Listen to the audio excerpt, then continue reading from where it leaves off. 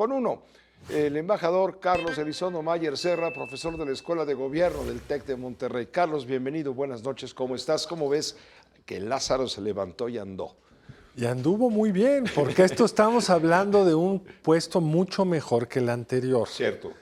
Era el coordinador. Primero, en el papel era solo coordinador de asesores, que puede ser un puesto muy poderoso cuando el presidente se deja asesorar. Cuando no Pero se ni deja... siquiera estaba en Palacio, lo tenían, ¿sabes dónde? En Constituyentes, muy lejos. Cerca de Los Pinos. Cerca de Los Pinos. Por ahí andaba su abuelo, hombre. Sí, sí, claro. Pero en este caso, el jefe de oficina puede ser tan poderosa como Michelle Córdoba hace muchos años. Con Carlos Salinas. Con Carlos Salinas en el 88. 88. Cuando su papá fue derrotado en situaciones aún no muy claras. O tan confuso como Ramón Muñoz cuando fue el... Pero allí te acuerdas que había tres. Con Fox. Con Ramón Muñoz había tres, estaba Carlos Flores, estaba Eduardo Sojo. No había como tal un jefe de oficina. El jefe de oficina puede ser el personaje más poderoso. ¿Qué hace? Va a depender. Ahora sí, como decían en mi pueblo, se verá. Porque en principio lo que le está encargando la presidenta virtual electa no es la coordinación de su oficina, sino la representación en su nombre para cierto tipo de negociaciones, para cierto tipo de presentaciones, para cierto tipo como de actividad hacia afuera. Para que si algo se rompe, si algo se funde, él sea el fusible. Pues vamos a ver, porque venimos de un sexenio, el que termina, donde el cargo y el encargo eran pues cosas muy distintas. Claudia Sheinbaum en la Ciudad de México fue bastante más ortodoxa. El secretario de Gobierno daba pues la coordinación de gobernación en la ciudad. Vamos a ver. Y aquí va a tener que compartir una parte muy importante de los cariños de la presidente y de la operación con el que es el jefe del encargado de la agencia digital, José Merino. Pepe Merino se ha fungido un poco como el coordinador de asesores, el que piensa en mediano y largo plazo cuando era Sheinbaum jefa de gobierno de la Ciudad de México. Entonces, esto se va a tener que ir construyendo, porque siempre es muy distinto esa posición si no eres parte integral del equipo del presidente o de la presidenta en este caso. Que estos jefes de oficina potentes en el pasado, pues eran quienes habían estado trabajando muy cerca del recién electo presidente. El caso de José Córdoba Montoya es el más notable. Entonces vamos a ver cómo se define. Pero Lázaro Cárdenas tiene varios activos muy importantes. Si es una persona muy afable, lo que nos dijo en este breve discurso leído que vimos acá, es cierto, es una gente que es plural, que habla con todos, que trata de construir. Lo que dijo la presidenta electa virtual es muy potente, hablará en mi nombre. Decir eso públicamente es una señal, como ella lo dijo, de enorme confianza. Ellos fueron muy cercanos cuando el movimiento del 86 estudiantil y antes también. Creo que ahí fueron cercanos, yo eso no lo tengo muy claro.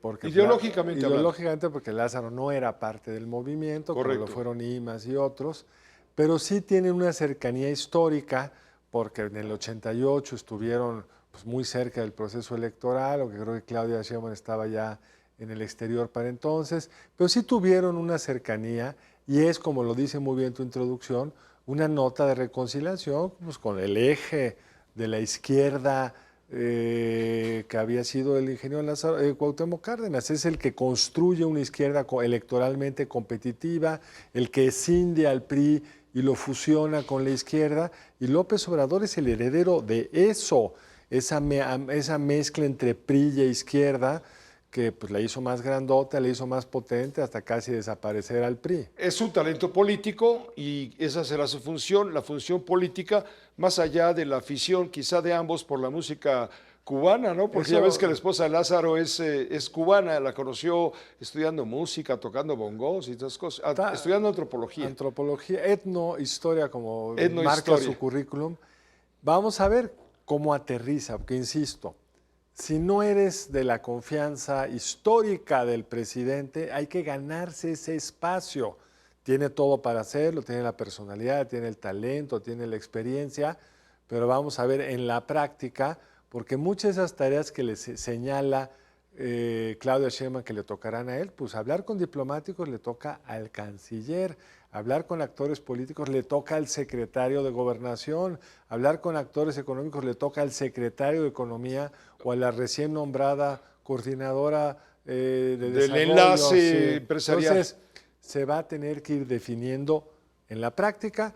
El detalle, el símbolo es muy claro, unidad de la izquierda frente, o la unidad del movimiento, porque sea hacia la izquierda, la unidad del movimiento con una descendiente, con ese nombre y con esa linaje. Vamos, pero no tiene la estatura de una vicepresidencia. No, bueno. De ninguna manera. Como fue Córdoba, Montoya, en su momento. Digamos, de entrada no parece fácil, Ajá. porque Córdoba Montoya había sido parte central desde el secretario de Programación y Presupuesto en su campaña, en su búsqueda de la presidencia, tenía un rol analítico central en todas las reformas, tenía esta enorme virtud desde el punto de vista político que por no ser mexicano por nacimiento no podía acceder a la presidencia y eso le daba un espacio político propio. Yo creo que es un caso muy distinto, pero en la política como en el fútbol se gana en la cancha, Pepe. Veremos una vez que el árbitro pite el silbato el 1 de octubre, pues cuánta fuelle tiene. Muy bien, gracias Carlos, como siempre, gracias por ayudarnos a dibujar el retrato de Lázaro Cárdenas Batel, ahora resurgido, renacido, Resurgido, resucitado. Resucita en un jueves extraño porque se esperaban más nombramientos. En un jueves extraño, ¿qué habrá pasado? Porque sabía, pues yo creo que están en el jalón y acomodar las piezas no es fácil, Pepe. Sí, fíjate, cultura. Turismo y trabajo. Turismo, trabajo. Ya quedamos que Marina y Defensa Nacional quedan pendientes hasta la víspera de la toma de posesión. A la víspera, como era tradicionalmente. ¿Por qué era en la víspera tradicionalmente, Pepe?